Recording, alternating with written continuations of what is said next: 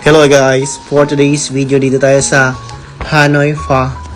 At nag-craves nga ako ng noodles. Sabi ko, kakain ako sa Chowking, yung wonton. So dito kami napunta sa Hanoi Pho, Vietnamese beef noodles. So ayun, ang ganda dito, Paskong Pasko na.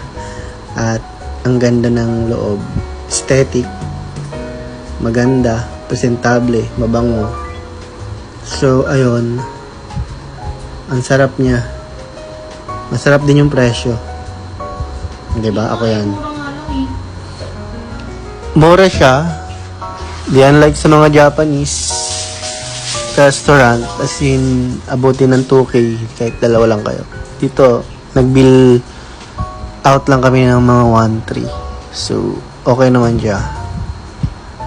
Satisfied. Magiging masaya ka. Hindi ka magiging malungkot. Kasi masarap lahat. Yun lang. Bye. Ingat kayo.